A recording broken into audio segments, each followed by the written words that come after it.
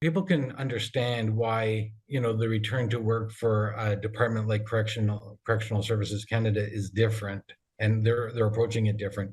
But when you're dealing with office workers in one building, in one department, and office workers in another department being told different things, they don't understand. This is Ottawa's downtown core, and before 2020, it would buzz with public servants during the working week.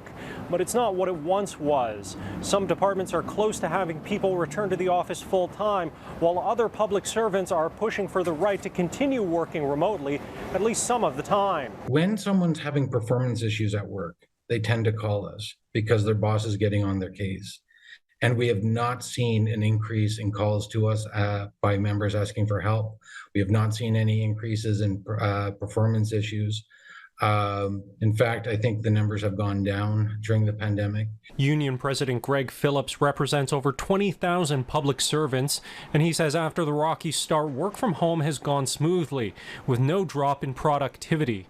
Phillips says the federal government should be leaning into remote work. By allowing an ongoing remote work possibility, won't all be focused in Ottawa, and the government can actually tap into the incredible and resources that we have, the incredible people, smart, knowledgeable people across the country to work on projects. We bent over backwards and made every effort to make it possible for people to do their jobs as safely and as reasonably as possible, and work at home just was a no-brainer.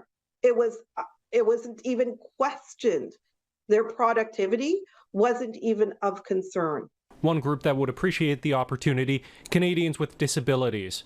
Rabia Khudar says pre-pandemic employers balked at allowing someone to work from home to accommodate a disability, issues that disappeared during the pandemic. When it became a need to accommodate all able-bodied Canadians, it was, we'll find a way, we'll make this happen, we'll mitigate security risks, we'll ensure that data is transmitted safely if it involves, computers and systems. The federal public service is within Treasury Secretary Mona Fortier's portfolio. She says the federal government has committed to hire 5,000 public servants with disabilities by 2025, and the policy going forward is hybrid by design, but leaving great leeway to individual departments to define that.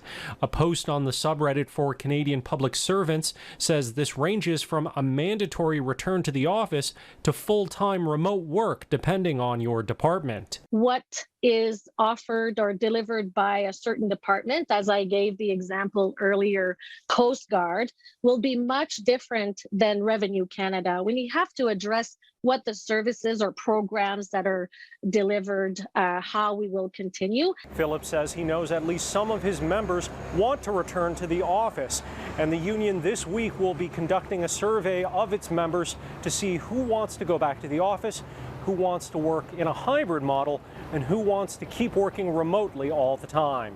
In Ottawa, Shali Lee, City News.